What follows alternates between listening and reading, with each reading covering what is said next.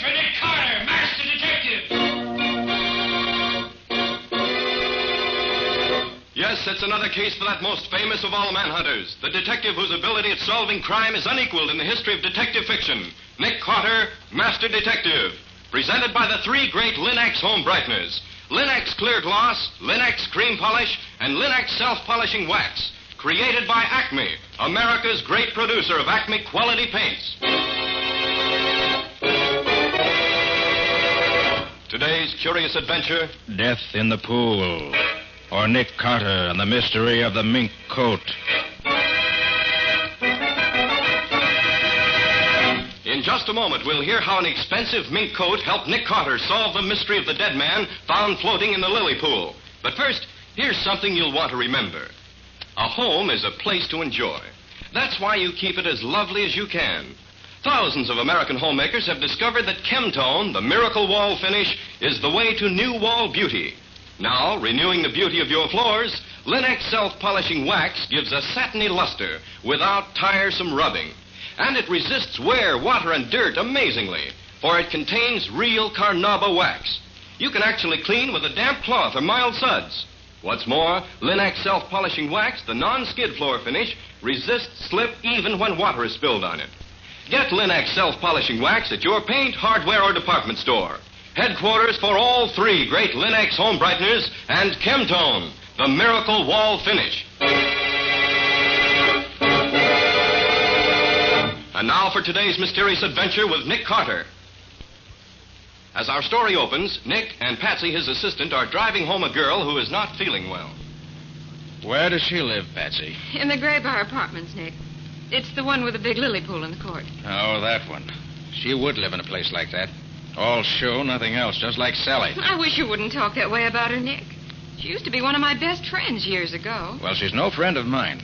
I've no use for girls that drink the way she does. She's had a lot of trouble recently, Nick, and she just drinks to make herself forget. Her husband divorced her about a year ago just because she went out on a few parties he didn't approve of. She's been alone ever since. Funny, you standing up for her, Patsy. Usually you'd be the first to condemn anyone who plays around the way I understand she does. All right, Nick, think what you like. Just as long as we get her home to her apartment so I can put her to bed. Who's going to bed? Evening's young yet.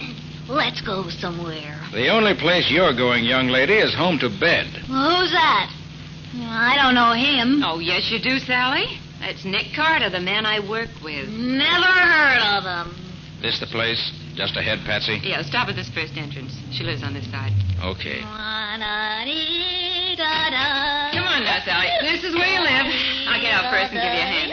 Help myself. All right. Don't need a hand. Can take care of myself. Want me to go up with you? No, Nick, you wait here. She'll be all right. All right. But don't let her keep you up there all night. I won't. Oh, I better go after her. She'll fall in the lily pool if she's not careful. Yeah.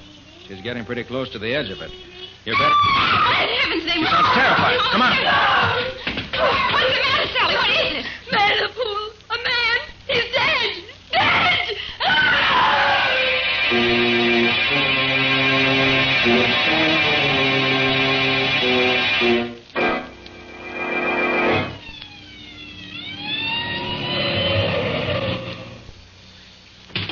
That's you, Nick? Yes, Riley, over here, by the edge of the pool. Patsy phoned me that she found a man's body in the pool. Drowned, was he? Flash your light this way, Riley. Okay. Holy smokes, Nick. Look in his back. Yes, a knife. Right between the shoulder blades. Did you find the body, Nick? Not exactly. It was Patsy's girlfriend who found it, really. What's her name? Sally Reeves. Oh, that one. Where is she now? Oh, Patsy's putting her to bed. She lives in this house. She's, well, slightly under the weather. How did she happen to find him? Oh, Patsy and I were at a small friendly gathering having a quiet evening, and then she walked in. Got well lit up and wrecked the party. Patsy wanted to bring her home, so we did. As she went by the pool, she started screaming. I came over here and found this. Let's have a look at him. Nick, that's Arthur Reeves. What? That's Sally Reeves' ex-husband. And you say she found him? That's right. Very interesting. Maybe she found him because she knew just where to look for him.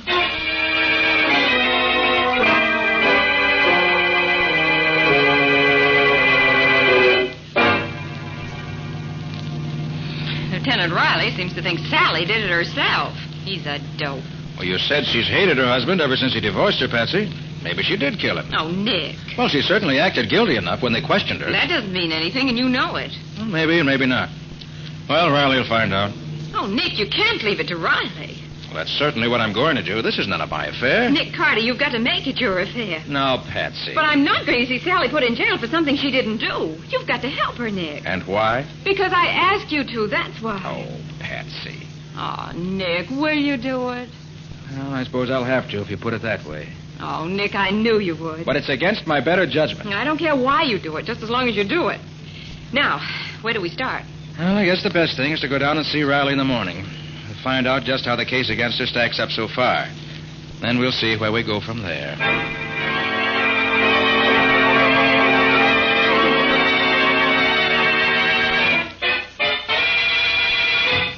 Well, good morning, Nick and Patsy. Hi, Riley. Well, Lieutenant, have you let Sally out of jail yet? Let her out. I should say not, Patsy. She's in for good the way it looks now. She did it all right. Riley, do you mind telling us just what the case is against her so far? Oh, I don't mind at all. Which side are you on in this, Nick? I'm on the side of the law, just as I always am. Should know me well enough for that by now. Oh, sure, Nick. Well, here it is. Reeves was Sally's ex-husband. He divorced her for seeing too much of other guys, and she hated him for it. In spite of the $500 a month alimony he was paying her, or supposed to be paying her. She said he hadn't paid her anything for the last 3 months. Exactly. You're proving my case for me, Patsy. Now, Reeves' partner tells me that Reeves was having a tough time making both ends meet, let alone paying his alimony. He spent too much on his second wife. And here's another thing. Reeves just took out a $50,000 insurance policy in this Sally's favor. Is that so? He had to. That was part of the divorce settlement. He should have done it before this. Yeah, I know. But that insurance policy is another swell motive for Sally to want Reeves dead. She wouldn't kill anybody. Well, here's another point then. She says she got to your party about 9:30 or 10 o'clock. Well, the medical examiner says the guy was killed at least by 9 o'clock, so she could have killed him and gone to your party for an alibi. Where does she say she was from, say, 8 o'clock up to the time she got to our party? She says Reeves called her and asked if he could see her about 8:30. So she said yes and sat in her apartment waiting for him, but he never showed up. So she says. It's a fine alibi, I don't think. It's no alibi at all. Who was the last one to see Reeves alive? Oh, his partner, Workman. He said Reeves was at the shop, but left to go to see Sally about something. Amazing how everything points to Sally, isn't it? Oh, it ain't amazing, Nick. It's natural. She did it. She didn't do it, and Nick's going to prove it. Oh, is he now, Patsy? Well, how's he going to get around the facts? Nick's going to dig up some new facts, Lieutenant. Then you'll see how wrong you are. Well, maybe, but I doubt it. Look, Lieutenant, can I see Sally? Oh, sure. I guess it'll be all right. Would you like to see her now? If I can. Okay, I'll fix it. You go ahead with your investigation, Nick. I'll go back to the office and wait for you when I'm through here. All right. I'll see you then in a little while. Think I'll go down and have a talk with Reeves' partner first.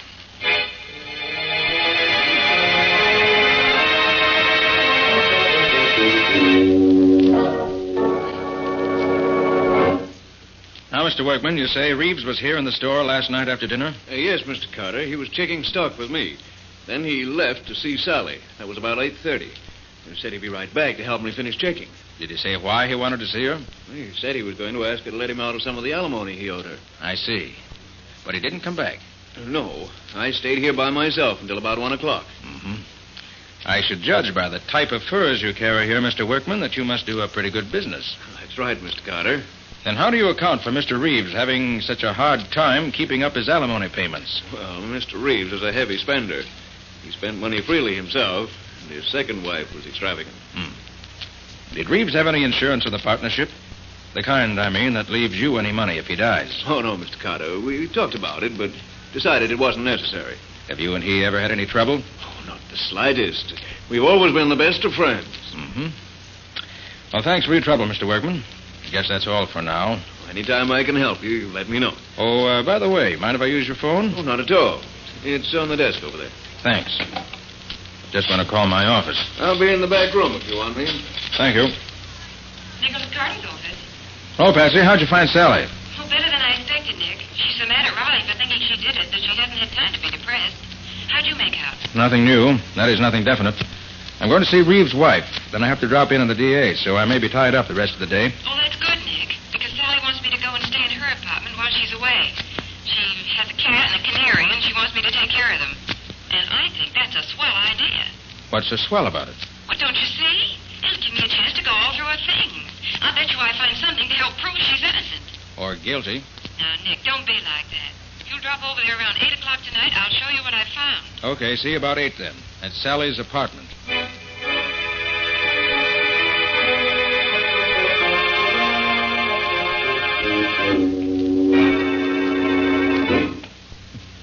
No wonder Sally couldn't afford to let any of the alimony installments be missed. Cost her plenty to live in this place. Patsy! Patsy! Patsy! Patsy, where? Patsy. What happened, Patsy? Patsy, can you hear me? That you, Nick? Yes, what's the matter? A man, he tried to... Patsy.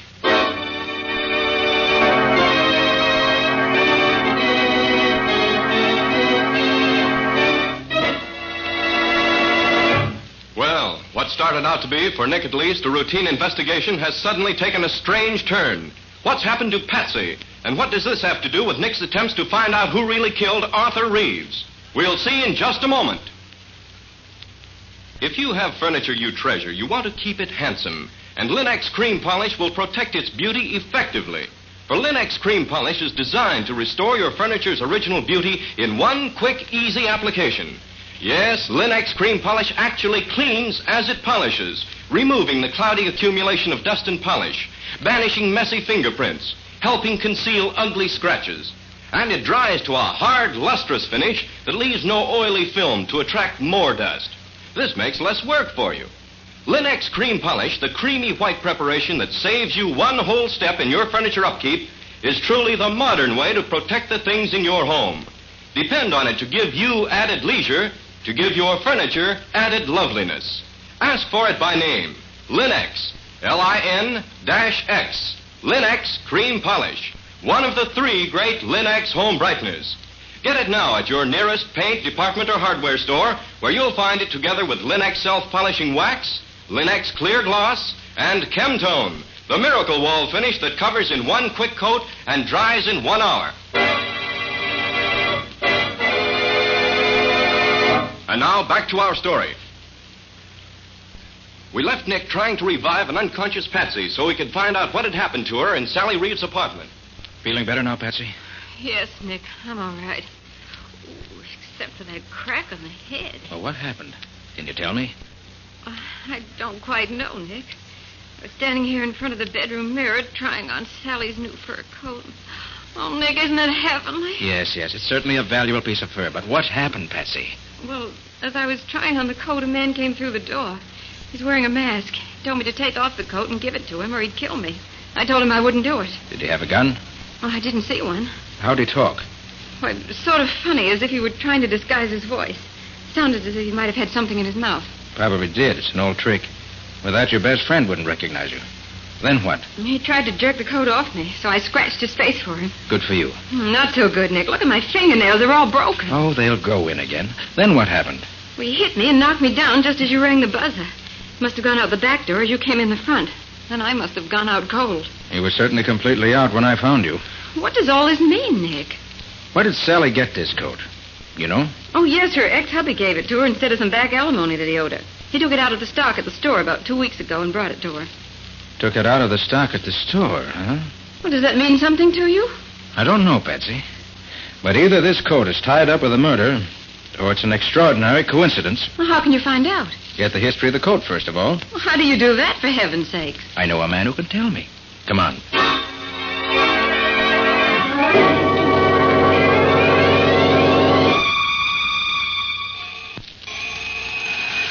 Well, I'm glad you phoned him in advance. I'd hate to have made all this trip for nothing.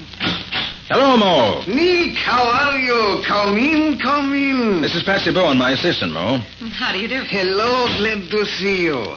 And now, what is this puzzle you say you got for me, eh? Here's a fur coat, Mo. Have a look at it. Why, it's beautiful, Nick. Beautiful. What can you tell me about it? Well, it's worth at least $4,000. No, that isn't what I mean. What can you tell me about the coat itself? Everything I could tell you about it, Nick. But I might have to rip it apart a little here where it's sewed. Go ahead. I want to know as much as you can tell me. Sure, Nick, sure. Now, I rip a little of the lining here. Then I cut a few of the stitches here, where the skins are sewed together. Now, look, Nick. Mm-hmm. Yeah. You see this little blue mark on the skin here? Yes. That means the coat was sold by Fishburne Brothers. Their mark. The skins were sewed together by Herman Schultz, who works for them. Nobody else in the business stitches like Herman. Anything else? Well, Fishburne Brothers make up the coat. They sell it to a retailer.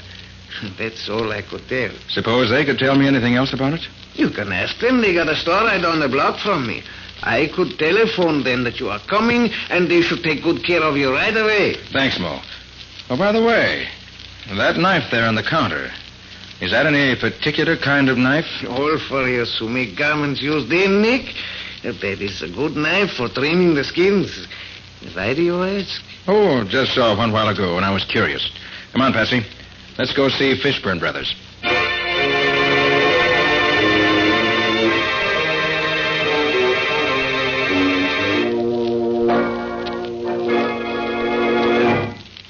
Sorry to keep you waiting, Mr. Carter, but I wanted to be sure of the facts. This coat was sold by us to Perilon. And Perilon sold the coat to a Mrs. Jackson Moody, who lives in Boston. But 3 months ago, she reported it stolen and offered $500 reward for its return. $500? Oh, Nick, we can claim that reward. We found the coat. You found it, Patsy. The reward's yours if you want it. Is that what you wanted to know, Mr. Carter? Yes, thanks. That's exactly what I wanted to know. Oh, Patsy, call Riley and tell him to meet us at Reeves and Workman's place. What are we going back there for? I want to see if Workman can add anything to what we already know about this stolen coat. Goodbye. Oh, goodbye.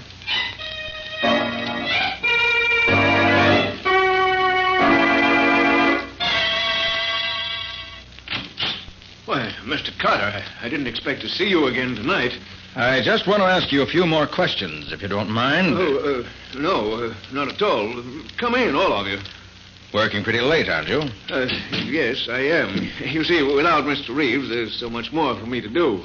Pretty dark in here for you to be working, isn't it? No, I can see plenty well in this light. Well, Lieutenant Riley has to make some notes, so... Make notes? On what, Nick? Why, in Mr. Workman's answers to my questions, naturally. Sure you won't mind if I turn on another light, will you, Mr. Workman? Oh, now, really, Mr. Carter, I don't Nick, think... look. His face is scratched right across the cheek. Yes, there was a cat sleeping on a pile of furs a little while ago. I didn't see him, and when I tried to move the furs, he jumped at me and scratched me. What an alibi. Now, what was it you wanted to ask me?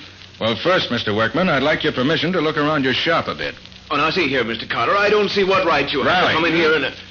See that Mr. Workman stays where he is while I take a look around the place. Now, look here, you can't come in here and Sit do where this. you are, Workman. Nick knows what he's doing. But I don't understand Just sit tight.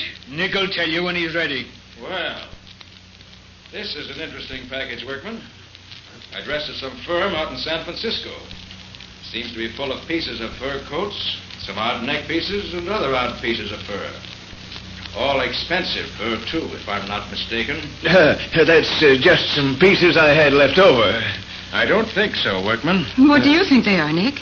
I think Workman is a receiver of stolen furs. Ridiculous. He cuts them up and ships them to the West Coast. His accomplice out there ships his stuff east. And they put them together and mix the furs up so they can't be identified. You're crazy. I wouldn't get mixed up in anything like that. Riley? Ever see a knife like this one before? By golly, Nick, that's the same kind of knife that killed Reeves. You're quite sure? Of course I am. That same dark-colored handle, the same two metal bands around it, I'd know that anywhere. That's the same kind of knife we saw at Moe's a little while ago, Nick. Except that the handle is different. Exactly, Patsy. The knife's a regular furrier's knife. But I imagine at some time in the past year, Mr. Workman had new handles put on all his old knives. Right, Mr. Workman? Say, now, look here. If you're trying to connect me with Reeves' murder, you're all wrong. I didn't kill him. Ever see this fur coat before? No. And I suppose you weren't the man who tried to take it away from Patsy tonight at Sally's apartment. No, of course not. What's that about, Nick? You didn't tell me about anybody trying to rob Patsy. Reeves gave Sally a very expensive fur coat out of the stock here at the store instead of paying her some back alimony. But Reeves didn't know it was stolen. Then when you arrested Sally, Workman knew he had to get that coat back before you found it, recognize it from the description that's been sent out, and trace it back to him.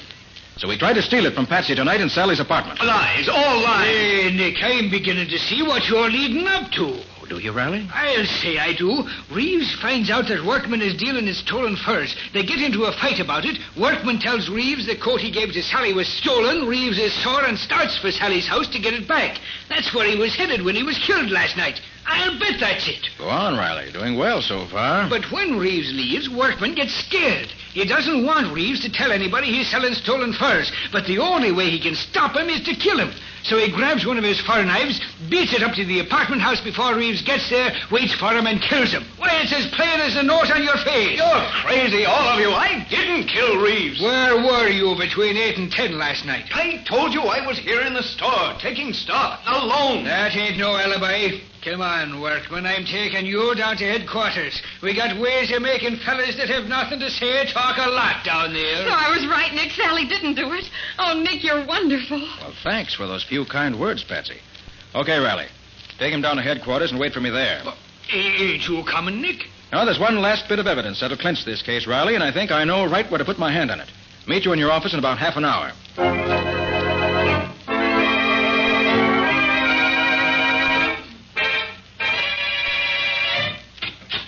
Oh, there you are, Nick. Well, glad to see the four of you gathered here to welcome me. Riley, Patsy, Sally, and Mr. Workman. Now let's sit down and be real cozy. What's all this about, Mr. Carter? They won't tell me anything except that you've got some news for me. Okay, Nick. Okay, Riley, go right ahead. Well, Sally, it's like this. Mr. Workman here is the man who killed your ex-husband, Arthur Reeves. That's a lie, Riley. Oh, no, it ain't. Selling stolen furs, your knife, Sally having a fur coat that was stolen, and you trying to get it back, it all adds up. Just wait till the jury gets it. Then, you know I didn't do it. Of course we know it. And I'm apologizing right here and now to both you and Patsy for being such a dumb idiot as I was. I should have known you wouldn't kill him. Isn't it wonderful, Sally? You're free. And Nick did it. I knew he would. Now I can collect the $500 reward for recovering the stolen fur coat. Oh, it's just super, Patsy. You collect that money, and I'll collect the $100,000 on the insurance that Arthur took out for me. I don't think you will, Sally. But, Mr. Carter, why not? Yes, Nick, why can't she get that money? Sally, Yeah? you told me Reeves never got to your apartment last night.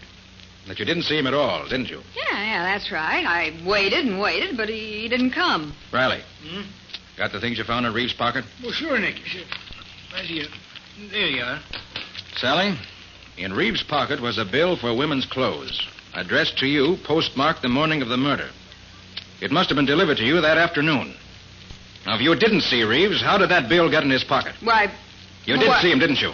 Yes, he tried to take my fur coat away from me, but I wouldn't let him. And you got into an argument about money, didn't you?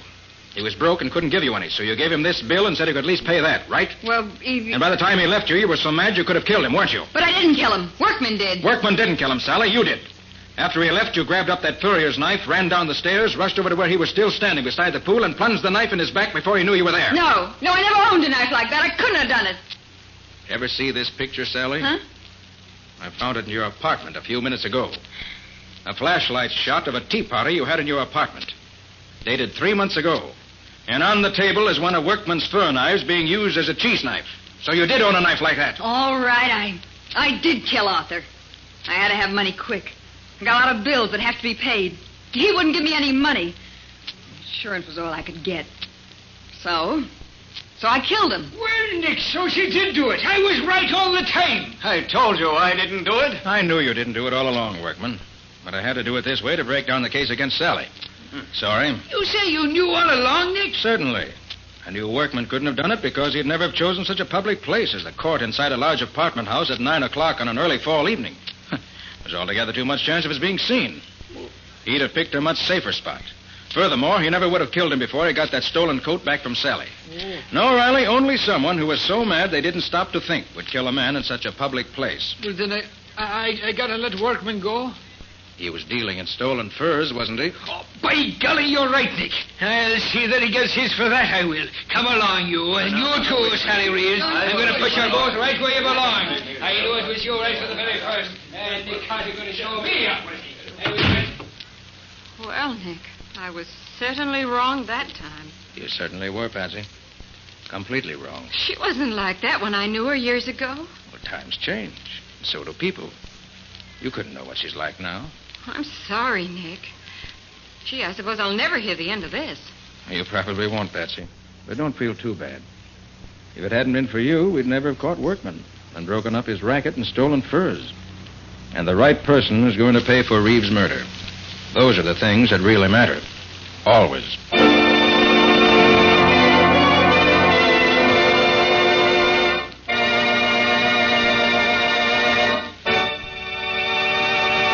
In just a moment, Nick and Patsy will bring you a preview of next week's exciting case. But before they do, a word to the wise. When you use Linex Clear Gloss on your floors, linoleum, furniture, and woodwork, they look as though you'd spent hours polishing them. And yet Linex Clear Gloss is so easy to apply, so easy to keep clean.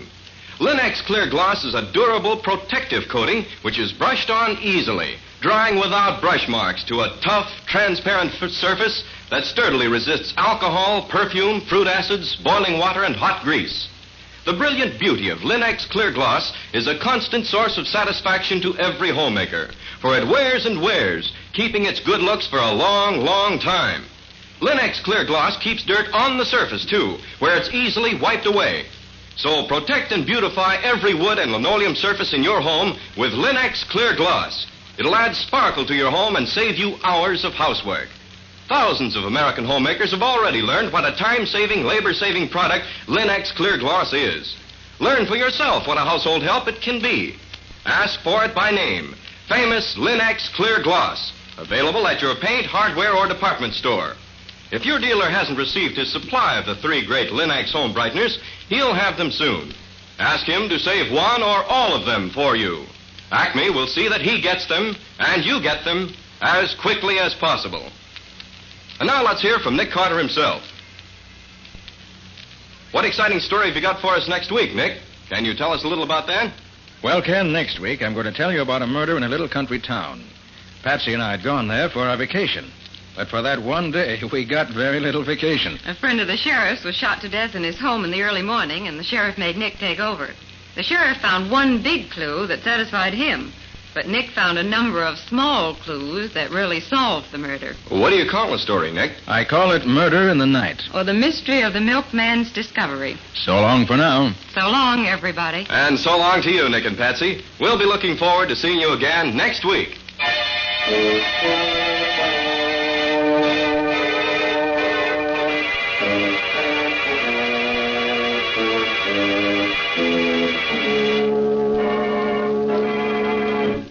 Next week at the same time, listen to another curious experience of Nick Carter, Master Detective, entitled Murder in the Night. Or Nick Carter and the Mystery of the Milkman's Discovery. Nick Carter, Master Detective, is a copyright feature of Street and Smith Publications, Incorporated. It is presented at this same time and over these same stations by the 3 great Linex home brighteners. Linex Clear Gloss, Linex Cream Polish, and Linex Self-Polishing Wax. Created by Acme, America's great producer of Acme quality paints. In the Nick Carter Adventures, Lon Clark is starred as Nick. Helen Choate is featured as Patsy. Original music is played by Lou White.